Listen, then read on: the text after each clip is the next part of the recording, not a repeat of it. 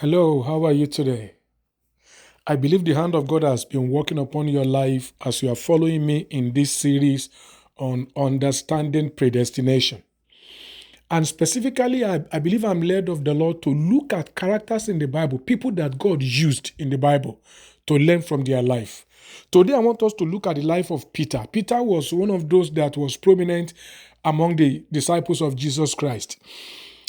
But you see, one thing that is very striking about Peter was that Peter did not meet Jesus directly.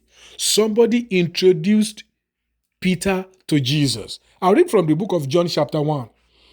I'll read from verse 40 to 42. One of the two who heard John speak and followed Jesus was Andrew, Simon Peter's brother. He first found his own brother Simon and said to him, "We have found the Messiah," which is translated the Christ. And he brought him to Jesus. Now, when Jesus looked at Simon, he said, "You are Simon, the son of Jonas.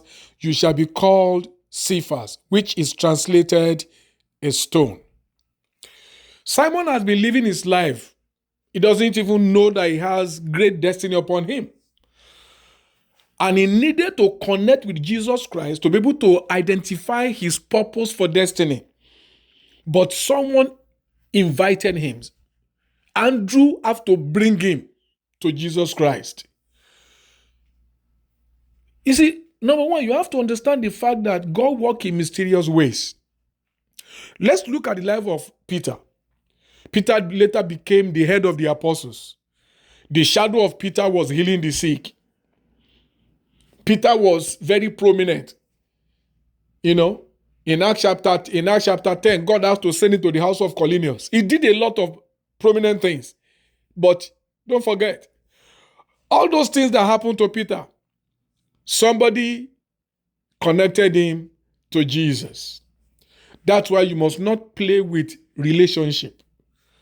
Many a time it may be an invitation that God will use to spark up the understanding of what you have been created by God to become. But don't forget something.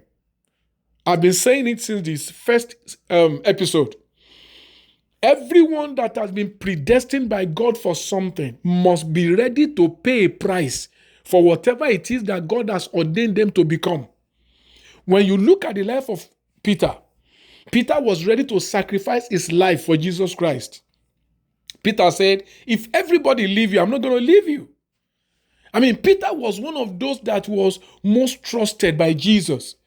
In Matthew 17, when Jesus was going to go to the mountain to pray, mountain of transfiguration, Peter was one of the people that he took, he took Peter, James, and then they went to the mountain.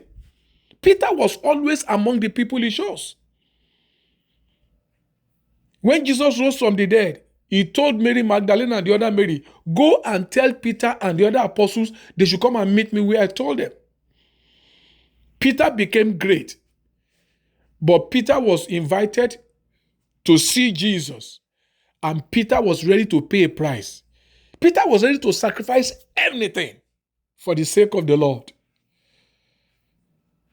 The take from this episode are about 2 or 3. Number 1, as we are praying that, "God, what is my purpose in life?" Don't ignore the place of invitation. Maybe you might even see a clip on television, on social media, and you spark up something in you. Maybe there'll be an invitation that you'll be invited to a program, and God will use that program as your connection for divine destiny. Number 2, once you discover that God is giving you a passion for something, be ready to pay the price. Be ready to pay the price. Be ready to sacrifice whatever it will take for that burden to become actualized. Because God searches the heart. Men may look at the face, but God looks at the heart. My prayer for you today is that the invitation that will connect you to predestination, you will not ignore it. I pray that heavens will begin to orchestrate events and circumstances that will begin to connect you to your own Andrew. People that will invite you to where the announcement of your destiny has been waiting for you. Because when Simon came face to face to Jesus, Jesus said, "They call you Simon, but you will be called Cephas," which is to be interpreted a stone. Jesus later told him, upon this I will build my church, and the gate of hell shall not prevail against it. Peter became fulfilled, but he was invited by somebody. I pray that God will also use you to invite somebody to where they will find meaning for their predestination. And the number one invitation is to invite people to accept Jesus, because without Jesus, there is no future. The Lord bless you. I'll see you tomorrow, and I continue in this episode. Bye-bye.